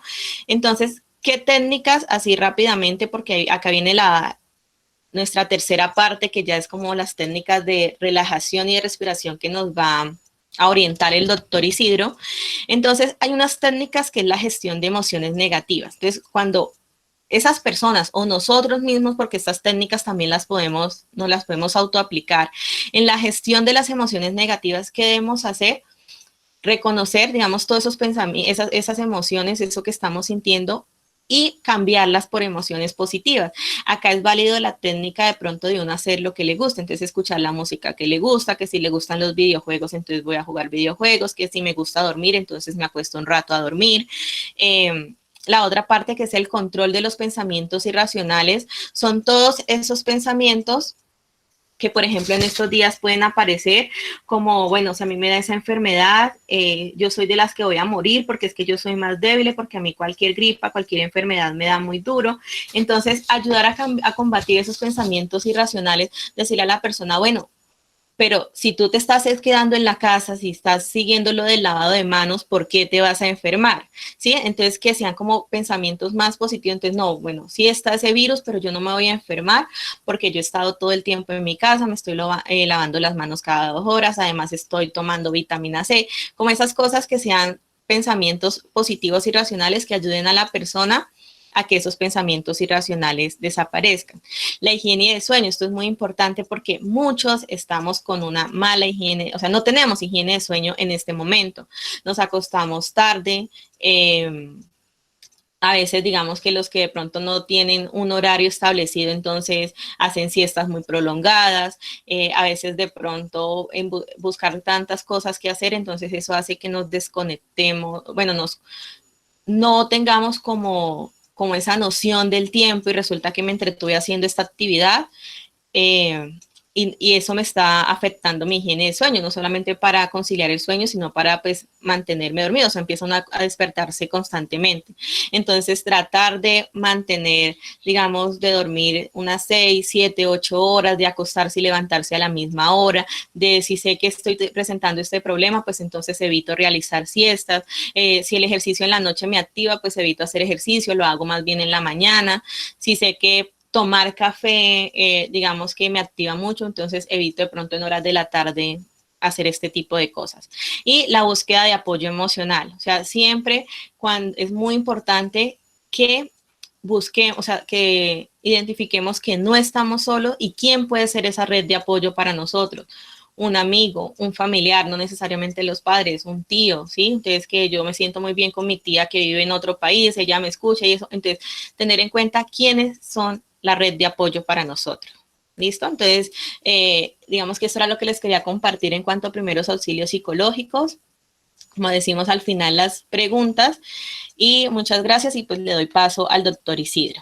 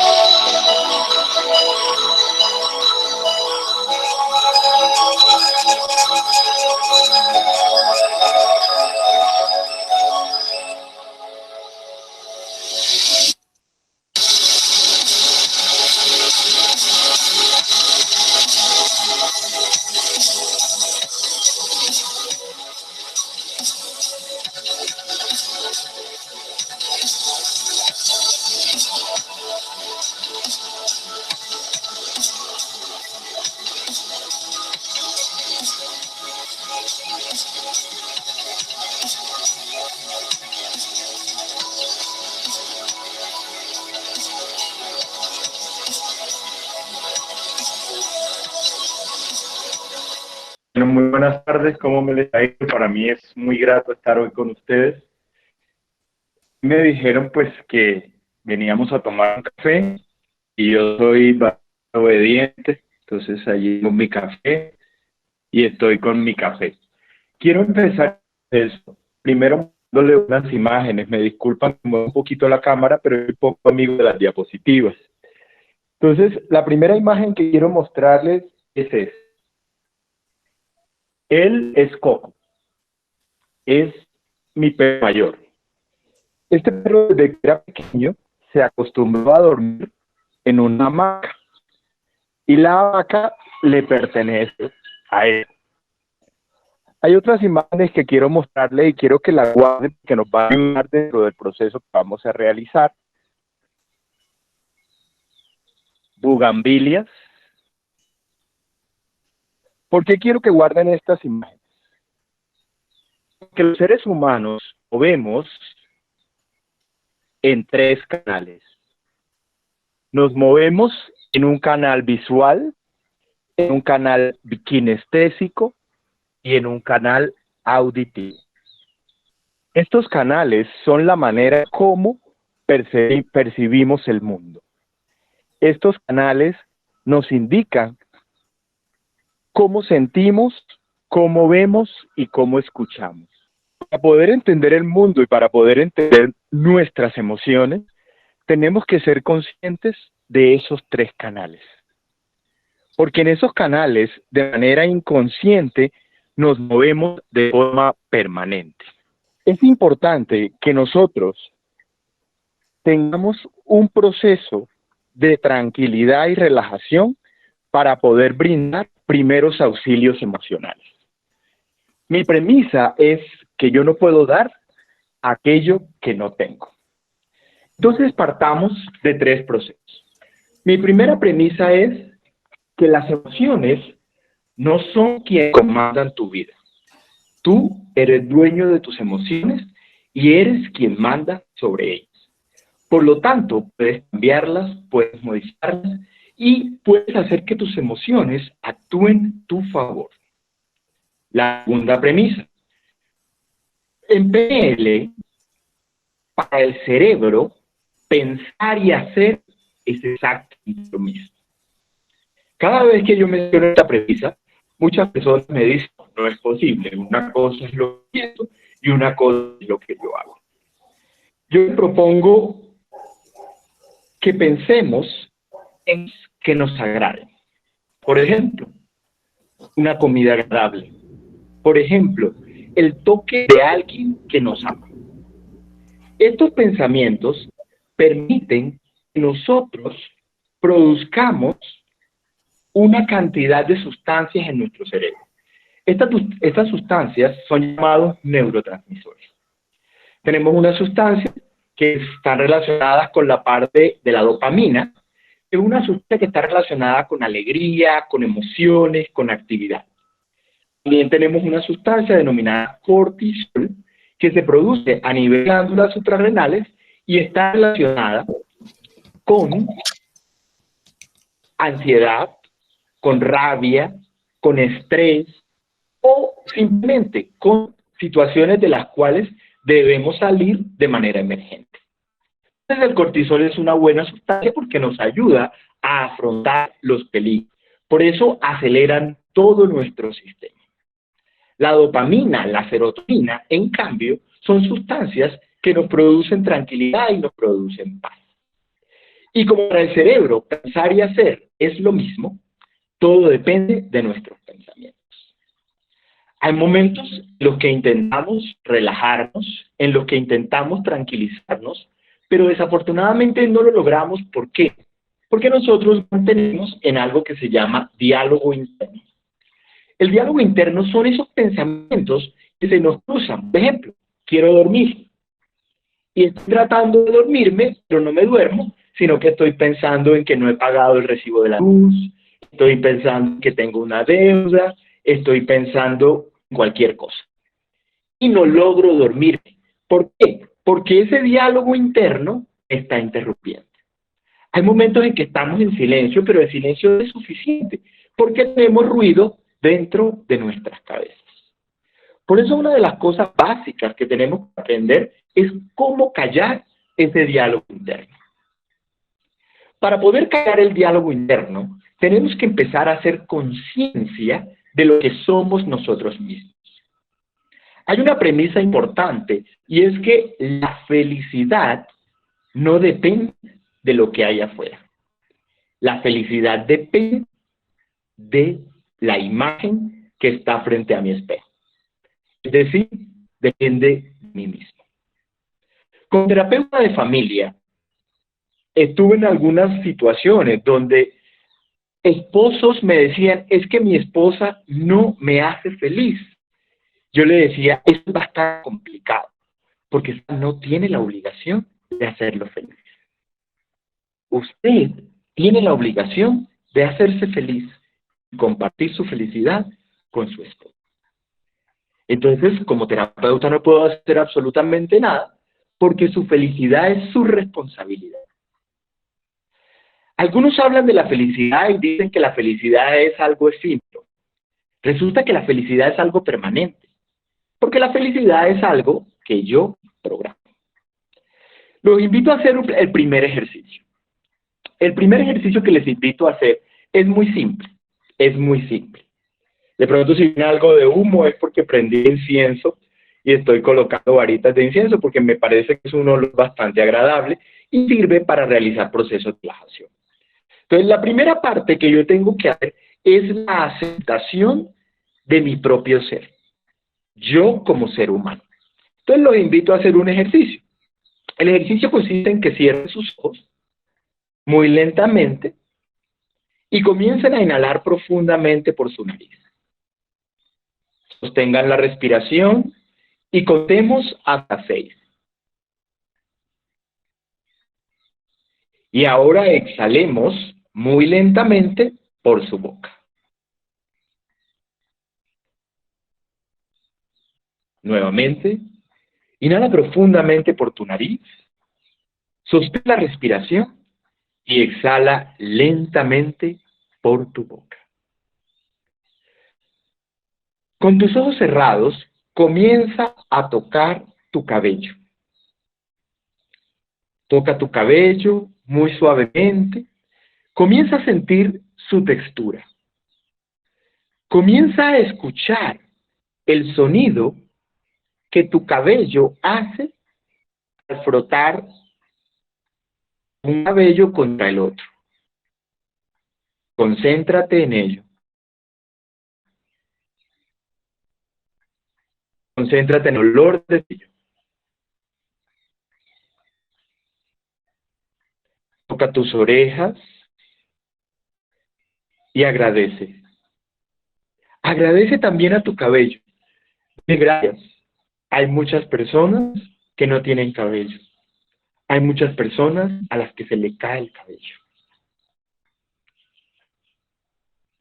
Toca tu frente. Y qué maravilloso.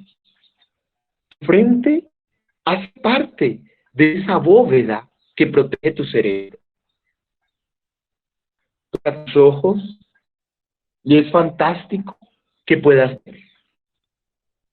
Toca tu nariz y mira su perfección.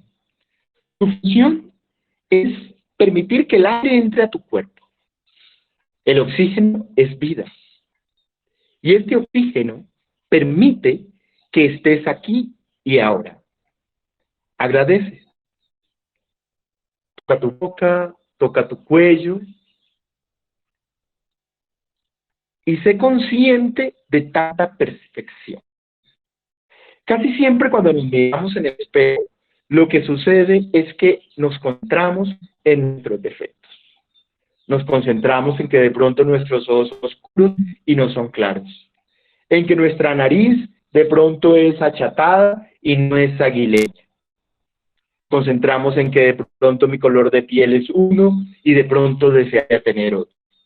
Pero se nos olvida agradecer eso que tenemos y que es tan perfecto. Entonces, este ejercicio nos sirve para hacer consciente de nuestra perfección y para meternos en la cabeza ese proceso, lo bueno que somos y de lo bien que estamos. El ser humano es perfecto. Está perfecto que en medicina damos, por ejemplo, la diabetes, nosotros la diagnosticamos, ya ha existido en el paciente por muchos, muchos años. Pero el cuerpo ha hecho su mayor esfuerzo por mantener su equilibrio. Hasta allá llega la perfección del cuerpo. Y por eso demoramos un poquito en realizar un diagnóstico de diabetes. Entonces, ese es el primer paso. El primer paso es reconocer nuestra perfección. Es reconocer y agradecer por aquello que tenemos. Y evitar ese proceso de anhelar. Cada vez que estamos esperando, cada vez que estamos anhelando, cometemos un error, porque vamos a terminar en una decepción. Porque aquello que anhelamos es posible que no nos llegue. A veces anhelamos que una persona nos ame. Otra persona nos va a amar solamente si esa persona quiere amarnos, no si nosotros lo anhelamos. Entonces, es un proceso de dar y es un proceso de recibir. Eso hace falta y eso hace parte de ese proceso de la alegría. Yo les mostraba unas imágenes al inicio y les hablaba de 3 canales. Existe un canal que es el canal kinestésico, y es el canal que está relacionado con las emociones. Nosotros estamos llenos de emociones y reaccionamos de acuerdo a situaciones anteriores. Por eso casi siempre tenemos las mismas ante situaciones que tienen un tinte parecido. Como las fobias, por ejemplo. Las fobias simplemente son anclas que hicimos en el pasado. Hubo una situación desagradable y simplemente la anclamos con cortisol, la anclamos de manera negativa, y cada vez que recordamos esa situación, o que existen situaciones o detonantes que nos recuerden esa situación, tenemos una reacción negativa. Es por eso que tenemos que anclarnos positivamente o recordar las anclas positivas. Un ejemplo de anclas positivas es, por ejemplo, el olor de un perfume. Para muchos, de pronto, el primer amor utilizaba X perfume. Ya esa persona, ya no vean a esa persona, es posible que cuando ese aroma llegue a su nariz, sientan emociones de alegría. O, por ejemplo, la comida de la abuela. En mi caso particular, si mi abuela cocinaba cierto tipo de comida, cuando llegaban las 4 de la tarde yo comenzaba a recibir ese aroma y me llenaba de alegría. Hay momentos en que ese mismo aroma lo percibo, ya mi abuela no está porque pues mi abuela trascendió, y sin embargo esa alegría me llega, porque es un ancla positiva. Por eso tenemos que recargarnos de todos esos procesos. El canal visual es muy importante. Nosotros tenemos que observar los colores. Por eso tenemos un color favorito, y nuestro color favorito puede ayudar a calmarnos. Cuando tenemos ese diálogo interno que no nos deja tranquilos y que se mueve en nuestra mente, pensar en nuestro color favorito es una forma fácil de desconectar ese diálogo y de callar ese diálogo. Nuestro color favorito también nos puede ayudar a calmar dolores, porque nos concentramos en él y soltamos la atención hacia la zona que nos está doliendo. La parte auditiva. Hay sonidos que nos calman. A los niños, por ejemplo, las abuelitas solían arrullarlos con canciones de cunas. Las canciones de cunas son anclas positivos. Por ejemplo, una melodía que nos recuerde nuestra infancia.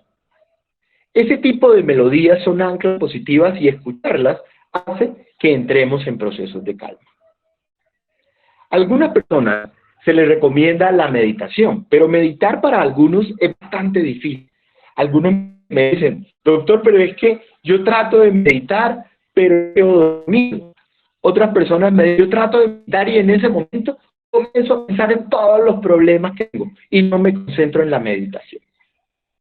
La meditación es un proceso bastante sencillo. La meditación puede hacerse simplemente por medio de oración, por medio de escucha, por medio de recordar sensaciones. Entonces, para empezar a meditar o para empezar a buscar esos procesos de calma y de armonía con nosotros mismos, tenemos que partir de algo muy sencillo y muy básico. Lo primero, el hábito. Tenemos que generar hábito. Yo escuchaba que nuestra compañera psicóloga nos hablaba de higiene de sueño. La higiene de sueño está relacionada con el hábito de dormir. Mi habitación debe ser únicamente para dormir. Mi cama debe ser únicamente para dormir. Entonces, en mi habitación yo no puedo tener ni televisores, ni objetos que me recuerden el trabajo. Mi habitación debe estar diseñada para dormir. Y eso hace parte de la higiene del sueño. Entonces, lo primero que tenemos que hacer es buscar un lugar que nos permita estar tranquilos. Un lugar que de pronto nos aleje del ruido. Un lugar que de pronto nos aparatos. Un lugar que de pronto nos evite traer recuerdos que sean negativos. Este lugar puede ser un jardín, puede ser un río, o puede ser nuestra propia habitación. Si nos quedamos dormidos muy fácilmente, pues simplemente utilizamos una posición sentados, sin recostar la espalda en la silla. porque si nos recostamos, tender a dormirnos. Los pies los colocamos tocando el piso. Si podemos estar descalzos es fantástico. Esa conexión entre el suelo y la piel es un ancla positiva para nuestro cuerpo. Por eso muchas personas, por ejemplo, caminan en el pasto y mejoran su parte circulatoria. Otras personas caminan en el mar o en la playa y la sensación es bastante agradable. Entonces, eso es una opción. Podemos colocar incienso, podemos colocar una luz de pronto de color azul o una luz bastante tenue, o la luz de una vela, y eso nos produce una sensación de calma. Posteriormente, ya que tenemos todo nuestro ambiente como estamos, también podemos colocar música clásica, por ejemplo. Ya después que tenemos todo nuestro ambiente como nosotros lo queremos, entonces vamos a empezar a realizar ejercicios de respiración. La respiración es básica, ¿por qué? Porque la respiración lleva oxígeno a todas las células de nuestro cuerpo. Además, produce vasodilatación de nuestras arterias y mejora la frecuencia cardíaca. Esto genera procesos positivos a nivel cerebral y a nivel cardíaco y a nivel del sistema circulatorio. ¿Cómo debemos respirar? Debemos respirar haciéndolo de manera lenta, metiendo mucho aire por nuestra nariz, pero no llenando el tórax, sino llenando el abdomen. Entonces hacemos una inhalación profunda y dejemos que salga nuestra barriga, retenemos el aire y contamos hasta 6. Exhalamos muy lentamente por la boca o por la nariz. Este proceso lo podemos hacer de manera repetitiva y esta repetición va a permitir que nosotros hagamos un proceso fisiológico de relajación en nuestro cuerpo. Todas nuestras células se llenan de oxígeno y el oxígeno es vida. Que nuestro corazón trabaje muchísimo mejor, que nuestro cerebro se oxigene y que podamos empezar a meternos en ondas alfa, que son las ondas cerebrales que nos permiten calma, permiten mayor aprendizaje, que nos permiten poder tener una atención de manera fija y nos permiten también calma. Entonces, esta podemos hacer muchas veces. Muchas veces, muchas veces, muchas veces. Para callar el diálogo interno, nos concentramos en nuestro color favorito. Eso es una forma fácil. O, si eso no es posible, nos concentramos en imágenes. Yo les mostré a ustedes imágenes de flores que eran de colores vivos. Nos concentramos en esas imágenes. Y esas imágenes nos van a permitir un proceso de relajación y nos van a callar ese diálogo interno que siempre mantenemos. Entonces vamos, luego de eso podemos guiarnos, existen meditaciones que son guiadas, que están en YouTube y ustedes pueden escogerla de acuerdo a sus creencias o de acuerdo a lo que ustedes consideren es positivo para ustedes.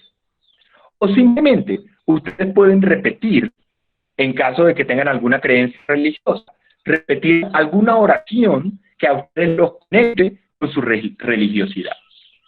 O alguna canción, o algún proceso que a ustedes les permita entrar en calma, que sea un ancla para ustedes de calma. O simplemente colocar un olor que les permita esa calma. Hay olores que son muy recomendables, como el olor a sándalo, como el olor a lavanda, y produce bastante tranquilidad. Entonces vamos a hacer un ejercicio para no prolongar este proceso. Hacemos un ejercicio que es muy sencillo y simplemente se van a colocar muy cómodos con los pies pegados al piso, van a colocar sus brazos al lado y lado de la silla en donde estén y van a separar su espalda de el espaldar de la silla y van a comenzar a inhalar profundamente por su nariz. Van a escuchar mi voz. Inhala profundamente por tu nariz. Sostén la respiración. Y exhala lentamente por tu boca.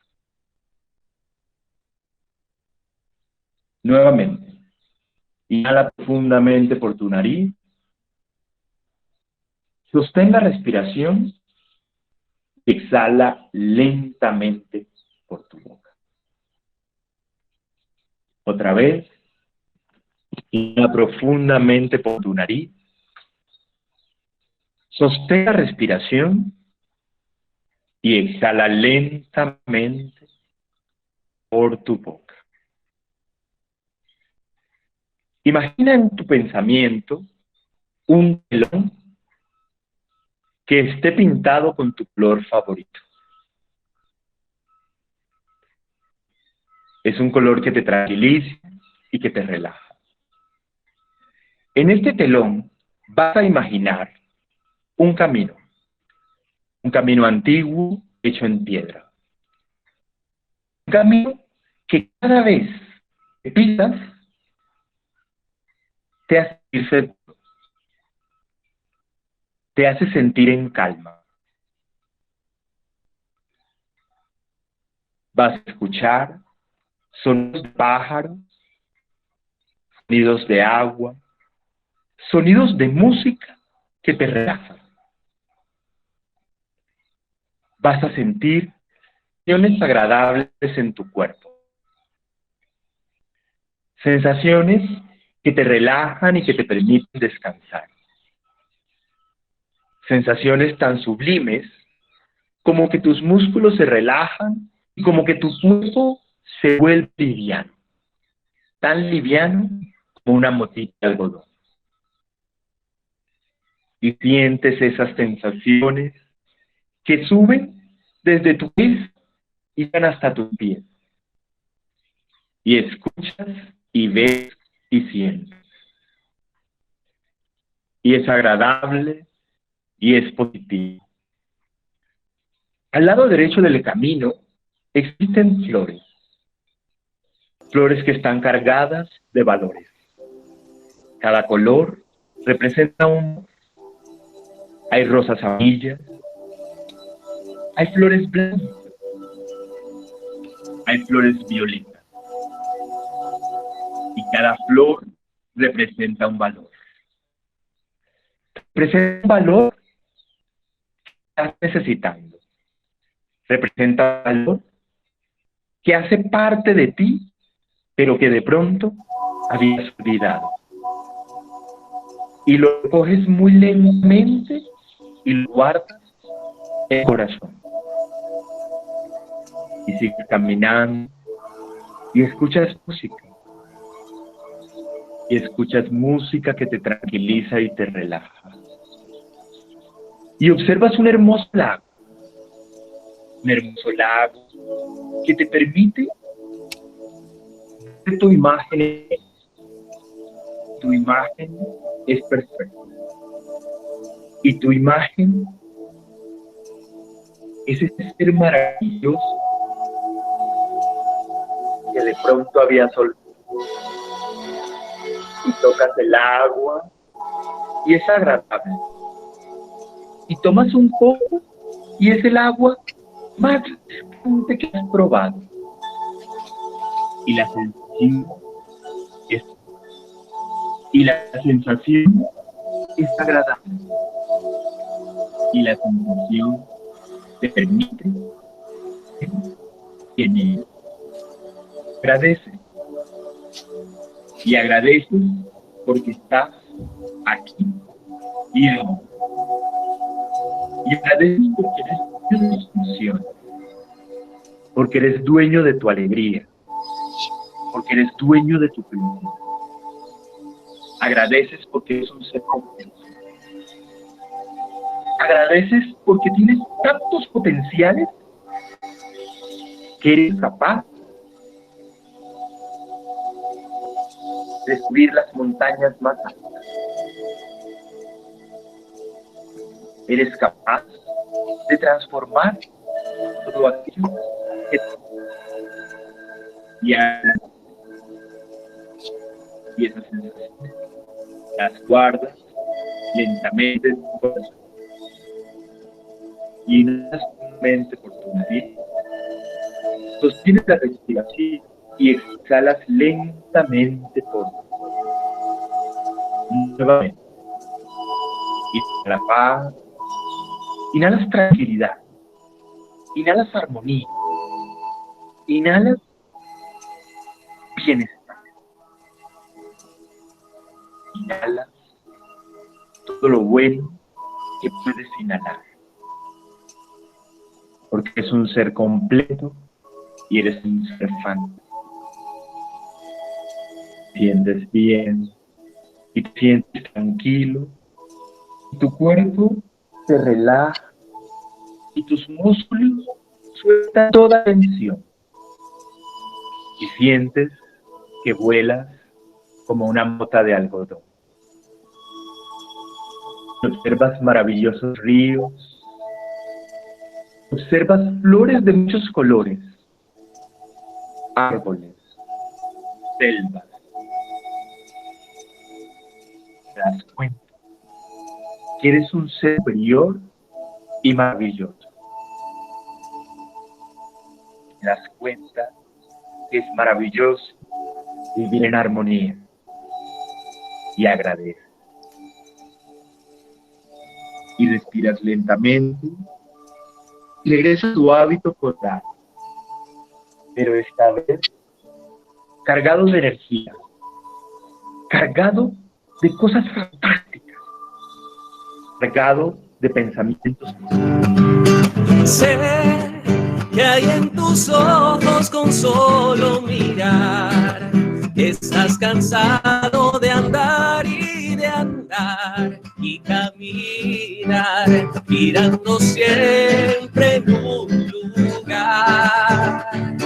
Sé que las ventanas se pueden abrir, cambiar el aire depende de ti, te ayudará, vale la pena una vez más saber que se puede, querer que se pueda, quitarse los miedos, sacarlos afuera, pintarse la cara color esperanza, de cara al futuro con el corazón.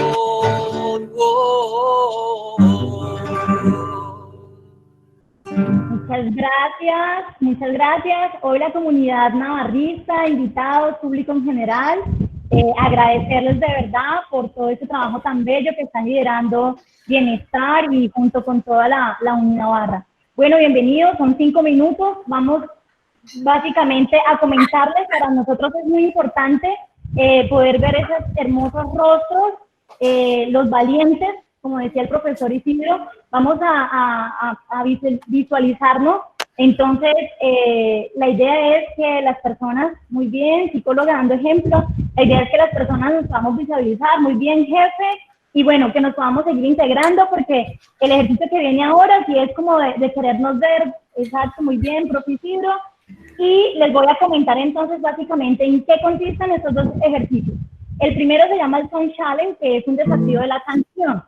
Para ello, entonces ustedes van a estar muy atentos y van a observar 3 pistas que le vamos a dar para que puedan adivinar el tema de la canción que el profesor va a interpretar. Entonces, la primera pista va a ser un pequeño fragmento armónico que va a interpretar el profesor con su guitarra. No van a proyectar todavía las imágenes. Tengan muy en cuenta que vamos a desarrollar toda la parte auditiva, ¿vale? En esta primera pista.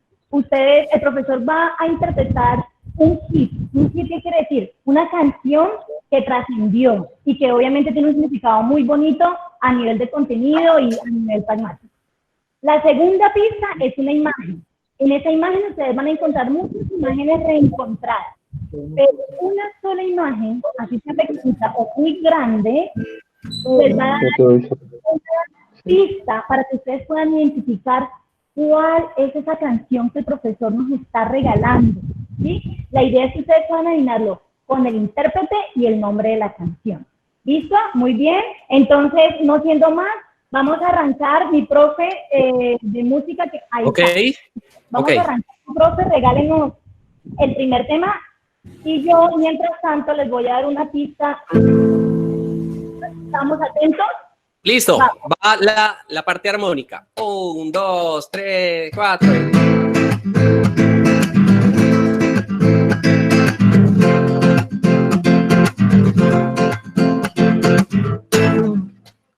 Listo. Muy bien, entonces, pero todavía no me hablen, calmémonos y ya identificamos, genial, porque eso hace que ustedes de verdad tienen una memoria auditiva de tiempos atrás. La segunda pista es la imagen, ¿sí? Pero entonces la vamos a dejar de tercera. La segunda me la voy a ganar yo. Vamos a interpretar, o voy a intentar interpretar el personaje, artista oficial de esta canción. El profesor me acompaña, por favor, con la guitarra. Listo. Es una mujer, ¿sí? Ella es una mujer muy folclórica, claro está. A ver, profe. 1, 2, 3, 4.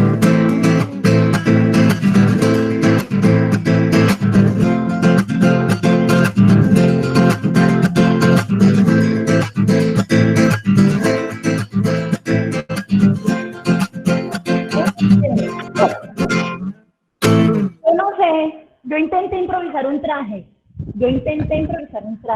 pero si ustedes ya identificaron y vieron, los felicito. Si no, vamos entonces con nuestra tercera pista. Ahora sí nos regala la imagen, por favor. La imagen del miquito. Listo. Entonces, esta es la última pista que ustedes tienen. Ahí hay una imagen representativa que puede estar dándonos, o bien sea, cantándonos una parte del coro de esa canción o dándonos el nombre de esa canción. Mientras tanto, profe, no sean tacañitos, regálenos una parte de la melodía que es un poco más fácil. Ok. 1, 2, 3 y pam pararam param parararán, pam pararam param parararán, pam pararam param parararán, pam pararam param parararán. ¡Pa! Listo, no más pistas. Así que el primero que la tenga tienen que darme nombre de la canción y quién la interpreta. La vida es un carnaval de Celia Cruz. Muy bien, esa es. Bien. Listo, entonces, como el profesor Isidro fue el que identificó, regálenme la diapositiva número 3, por favor, la de Celia, y el profesor nos va a acompañar cantándonos exclusivamente el coro, el que aparece en rojo, mientras tanto el profe sí canta las otras estrofas. ¿Listo? ¿Pendientes ahí todos? Listo. Va. Todo aquel que piensa que la vida es desigual tiene que saber que no es así, que la vida es una hermosura. Hay que vivirla. Todo aquel que piensa que está solo y que está mal tiene que saber que no es así, que la vida no hay nadie solo y siempre hay alguien. No hay que llorar, No hay que llorar, seguir cantando. ¡Bravo, bravo! Bueno, bien, ya me di cuenta que como que todos quieren cantar. Bueno, esa es la energía y esa es la actitud. Listo, ahora vamos para nuestra segunda canción. Profe, esta es un poquito más difícil, pero bien, esa es la energía. Vamos para nuestra segunda canción que también tiene un contenido muy hermoso. Fíjense que en última lo que nos dice y nos invita Celia es que la vida tiene que ser eso, ¿no? Mi profesor que es de allá de esas raíces, de la costa, es un carnaval, es fiesta, es alegría, no hay que llorar. Entonces, nuestra segunda canción también evoca mucho contenido sobre eso. Vamos a ver cuál es y, bueno, darle la oportunidad a otros que no hayan participado. Va, mi profe, primer fragmento musical. Atentos. Listo. La armonía.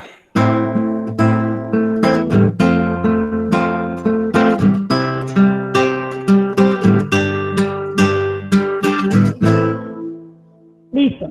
Este es un personaje, bueno, este personaje sí es un hombre, ¿sí? Efectivamente es un hombre y él se ha hecho muy famoso porque no es que sea muy chusco, pero tiene un gran corazón y un gran talento, decía él en uno de sus videos. Entonces, profe, regalen un poquito y voy a intentar interpretar el personaje. Listo. 1, 2, 3, 4 y...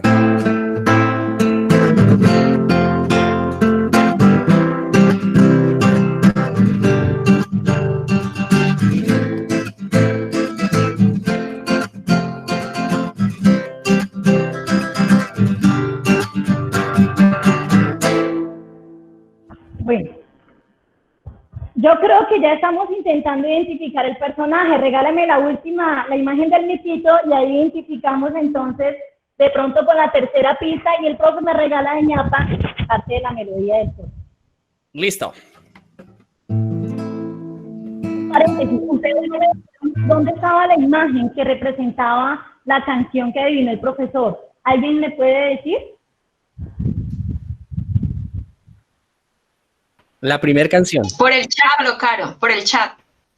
¿Por el chat? En la parte de abajo, donde está el carnaval. Exacto, muy bien. Vale, y entonces esta segunda canción, ahí les dejamos un poquito, si la logran identificar, profe, regálenos un poco de la melodía. La melodía, listo. Pararara, pararaira, la, la, la, la, la, la, la, la, la. Listo. Vivir la vida. Vivir la vida, sí, creo que Blanquita me la adivinó. Anthony.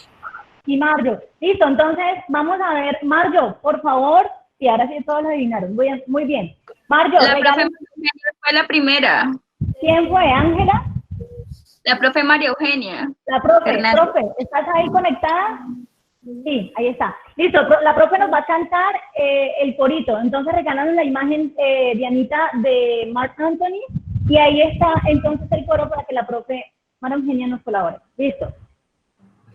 1, 2, 3. Voy a bailar. Vivir mi vida, la, la, la, la. Voy a reír, voy a gozar.